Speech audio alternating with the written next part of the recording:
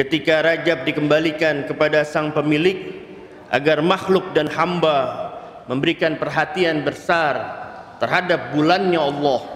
Karena kita telah membahas sesuatu yang rendah ketika disandarkan kepada yang tinggi, maka nilainya akan ikut meninggi ataupun menjadi mulia.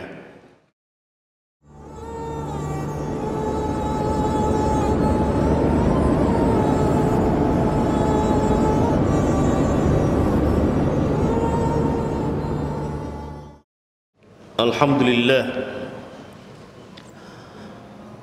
Alhamdulillahi Rabbil Alamin.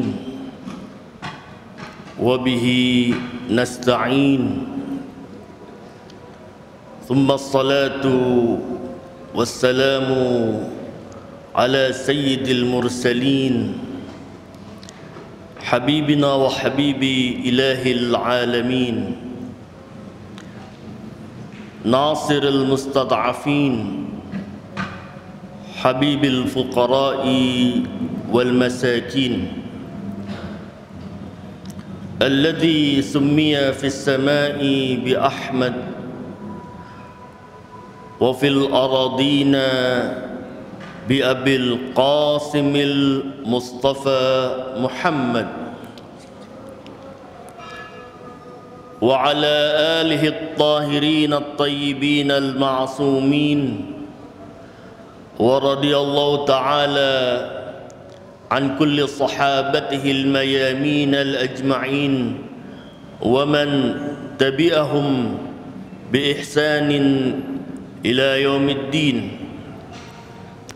أشهد أن لا إله إلا الله وحده لا شريك له، وأشهد أن محمدًا عبده ورسوله لا نبي بعده.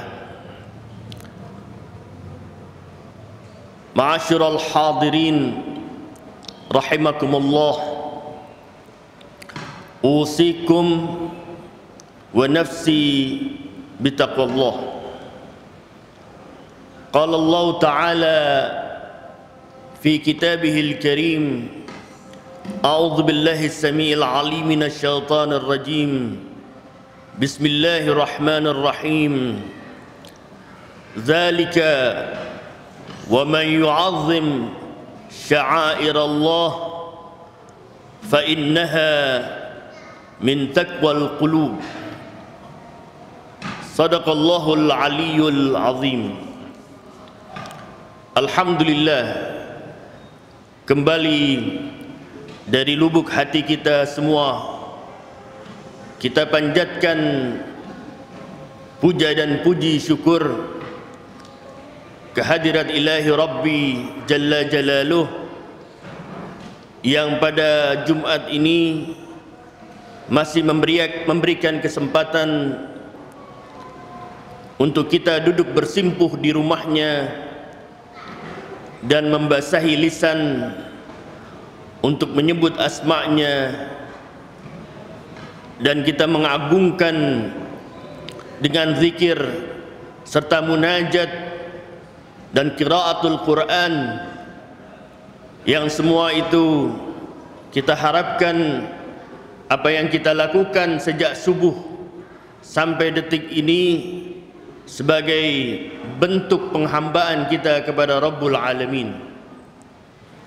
Tak terasa kita langkah yang telah kita lalui ini berada di tempat ataupun di bulan yang penuh keagungan, yang mungkin saja para khatib telah menyinggung bahwa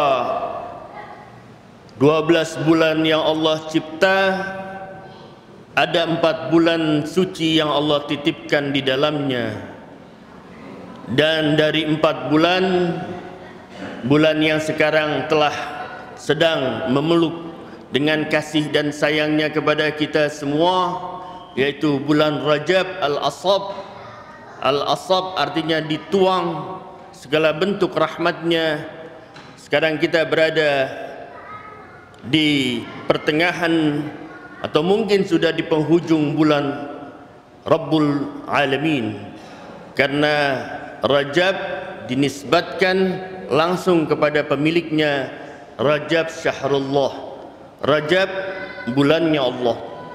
Tentunya harapan dari pencipta, sya'nya dari pencipta, iradahnya pencipta, ketika Rajab dikembalikan kepada sang pemilik agar makhluk dan hamba memberikan perhatian besar terhadap bulannya Allah. Karena kita telah membahas sesuatu yang rendah ketika disandarkan kepada yang tinggi, maka nilainya akan ikut meninggi ataupun menjadi mulia. Bulan ini bulannya Allah, agar kita memberikan perhatian besar. Karena di bulan ini ada beberapa peristiwa besar yang tentunya kebesaran peristiwa tidak mungkin dipahami oleh orang-orang yang tidak memiliki ma'rifah. Di bulan Rajab ada Allah menitipkan beberapa peristiwa besar, termasuk perjalanan Rasul sallallahu alaihi wa alihi dari bumi, dari dunia ataupun dari Masjidil Haram ilal Masjidil Aqsa, dan kemudian berlanjut ke Sidratul Muntaha. Sebelum kita masuk kepada Mi'raj, dan ini peristiwa besar, maka kita harus tahu pula bahwa pada tanggal 27 Rajab ada peristiwa, yaitu Bi'tsatur Rasul, pengangkatan ataupun Allah melantik Sayyidul Wujud Al-Mustafa sallallahu alaihi wa alihi sebagai pengemban risalah dari rangkaian risalah yang sebelumnya telah dititipkan oleh para rasul. Maka puncak risalah dititipkan oleh kepada Sayyidur Rasul. Siapa? Nabi kita Al-Mustafa sallallahu alaihi wa alihi. Pertanyaannya adalah, apa tujuan Allah mengutus risalah, menobatkan pengemban risalah di bulan Allah di tanggal 27, dan siapa dia? Kenapa dia yang dipilih? Kenapa dia begitu agung? Karena keagungan yang mengetahui agung dan tidaknya, mulia dan tidaknya secara hakiki, hanya Al-Azimul A'zam subhanahu wa ta'ala jalla jalaluh. Sehingga Allah ketika berbicara tentang penobatan Ar-Rasul sallallahu alaihi wa alihi, Allah menggunakan kosakata yang sangat indah. Di dalam Al-Quranul Karim, Allah subhanahu wa ta'ala berfirman di surah Ali Imran ayat 164, ayatnya berbunyi, a'udzubillahi samiil alim minasyaitonir rajim, laqad mannallahu 'alal mu'minin idh ba'atha fihim rasula min anfusihim yatlu 'alaihim ayatihi wa yuzakkihim wa yu'allimuhumul kitab wal hikmah wa in kanu min qablu lafi dhalalin mubin. Sadaqallahul aliyul azim. Ketika Allah berbicara tentang mengutus Nabi, Allah menggunakan kata laqad mannallahul mu'minin. Rasul diibaratkan Allah karunia besar.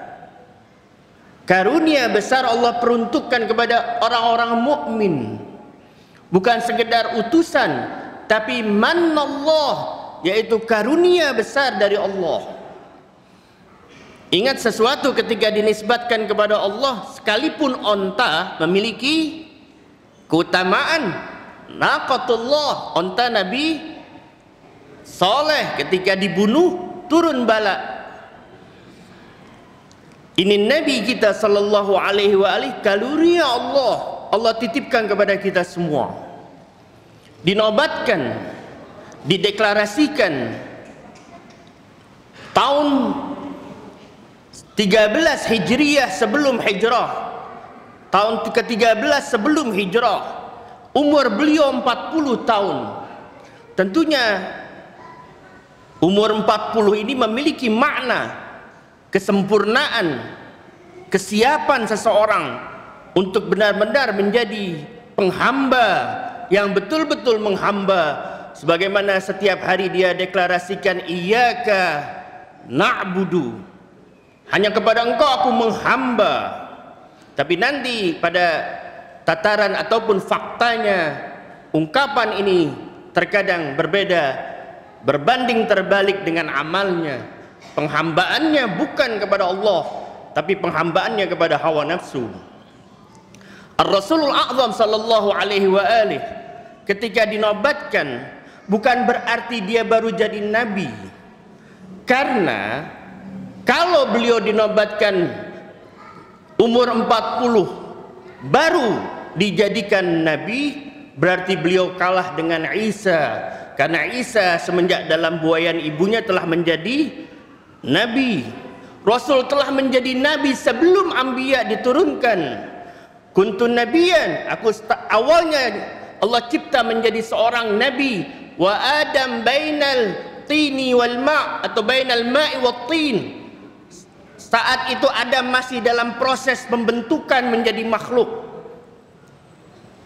Karena nanti akhirnya akan berkaitan dengan awal penciptaan. Siapa yang Allah pertama-tama cipta? Nabi telah dari dulu.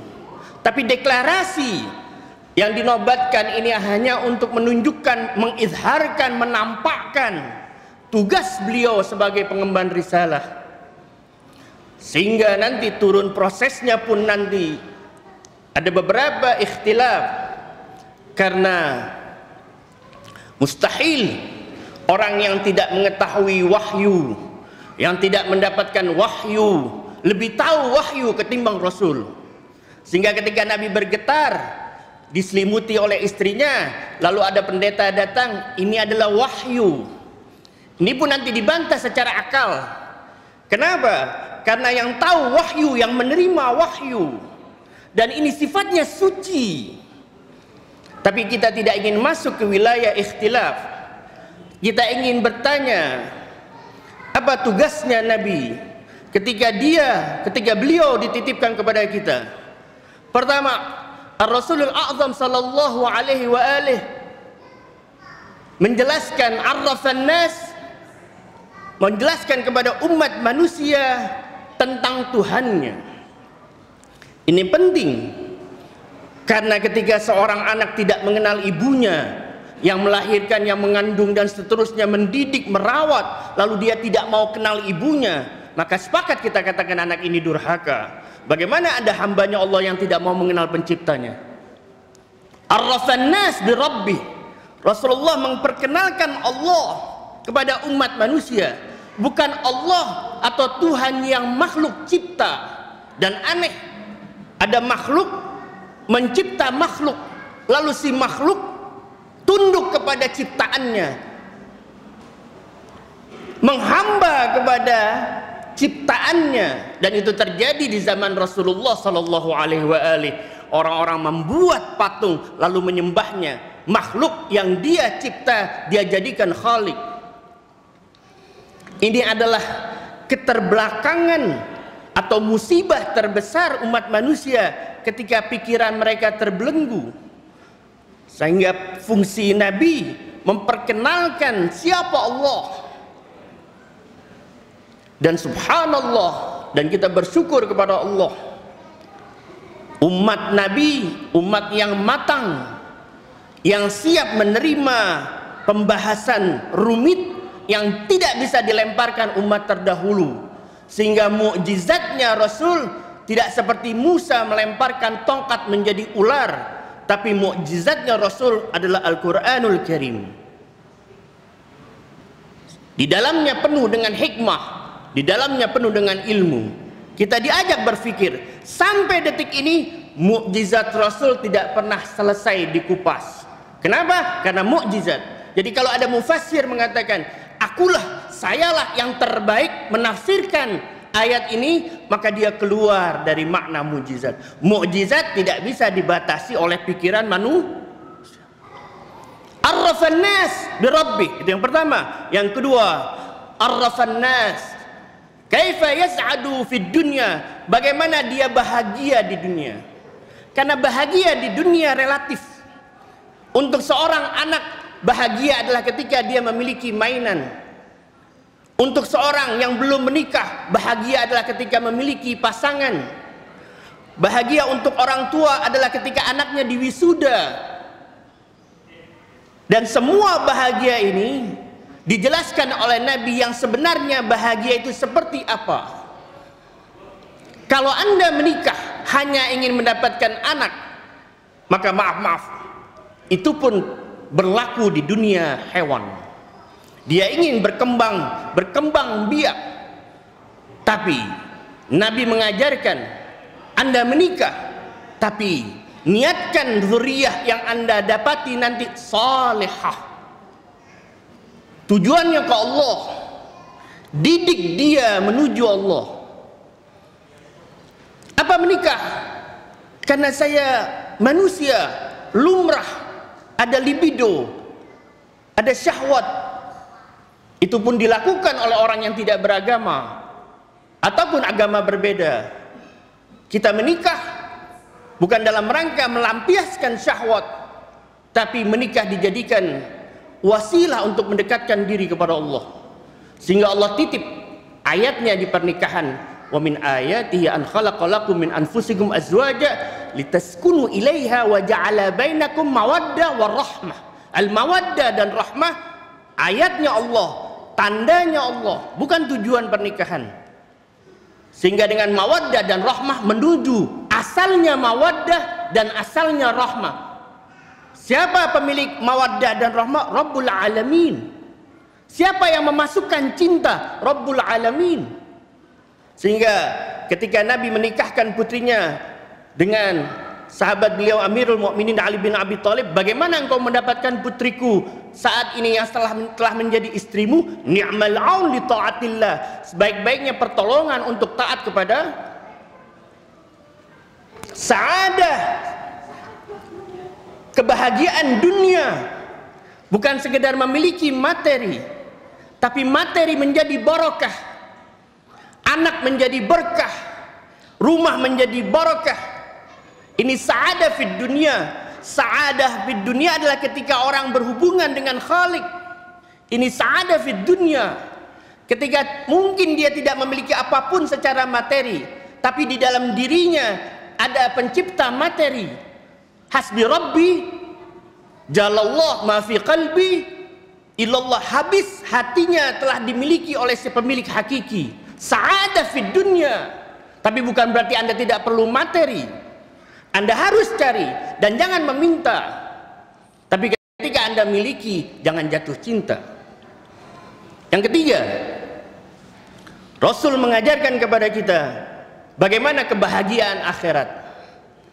Bahagia akhirat itu seperti apa? Untuk menjelaskan kebahagiaan akhirat, diundang khusus Nabi dalam Isra wal Mi'raj. Detail perjalanan Mi'raj di dalam surat An-Najm, perjalanan Isra dalam surat Al-Isra. Subhanalladzi asra bi'abdihi. Yang diambil oleh Allah bukan nama Nabi, tapi yang diambil oleh Allah perjalanan spiritual Nabi, ruhaniyah Nabi, yaitu abdun. Ini adalah puncak di mana kita harus meraih predikat di depan Allah, yaitu ya Allah, letakkan pangkat di dalam diriku. Apa pangkat kita yang tertinggi? Abdun, menjadi hamba. Tapi ketika bicara abdun, Allah berbeda, meletakkan abdun pada kekasihnya. Yang lain disebut namanya, wazkur abdana Ayyub, abdana Ismail. Tapi untuk Rasulullah namanya tidak disebut. Diletakkan dan disandarkan kepada dhamirnya, yaitu huwa subhanalladzi asra bi'abdihi memperjalankan hambanya. Dan huwa dalam pandangan ma'rifat ini adalah batinnya batin. Qul huwallahu ahad. Saat Mi'raj, Nabi dibentangkan ayat Allah. Saat Mi'raj, Nabi diperlihatkan bagaimana kondisi jannah dan kondisi jahannam. Saat Mi'raj, Nabi diperlihatkan bagaimana natijah ataupun hasil dari amal hambanya. Faman ya'mal mithqala dzarratin khairan yarah. Kelihatan semuanya. Sehingga beliau bertanya kepada Jibril, apa itu ya Jibril maknanya? Itu ketika beliau melihat malaikat membangun istana indah lalu menghancurkannya. Kata Jibril, itu adalah amal umatmu ya Rasulullah, yang telah dia lelah membangunnya lalu dia menghancurkannya dengan maksiat. Lalu Nabi panggil, ada satu malaikat tugasnya menghitung amal. Apakah betul engkau malaikat menghitung amal soleh? Betul ya Rasul. Adakah amal umatku yang kau tak mampu hitung? Ada ya Rasul. Apa itu wahai gerangan malaikat? Saat umatmu berselawat kepadamu, aku tak mampu menghitung jumlah pahala yang aku harus letakkan dalam catatan. Kenapa?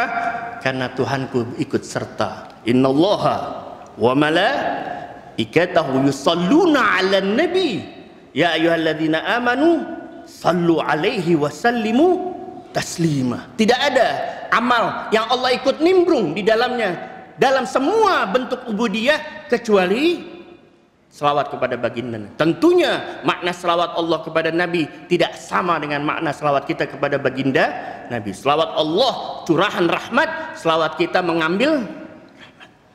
Sa'adah fid dunya.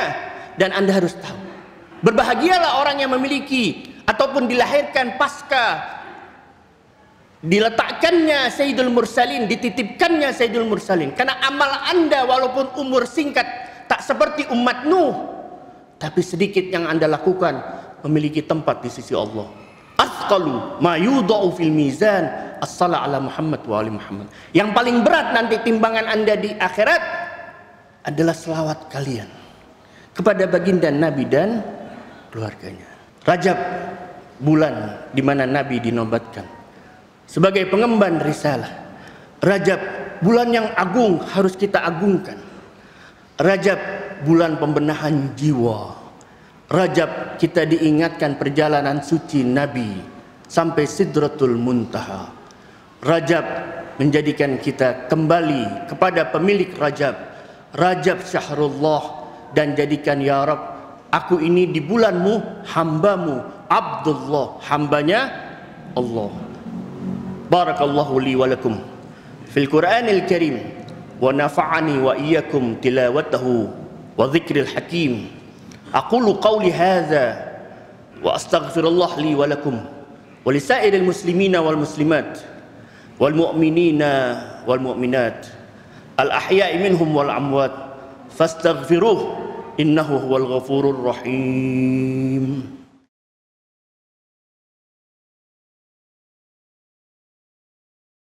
Alhamdulillah, alhamdulillahi hamdan katsiran kama amar,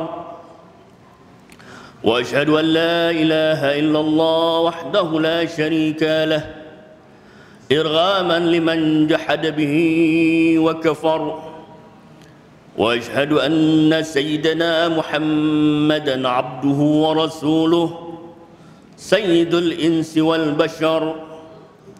اللهم صل وسلم على سيدنا محمد وعلى آله الطاهرين ما اتصلت عين بنظر وأذن بخبر.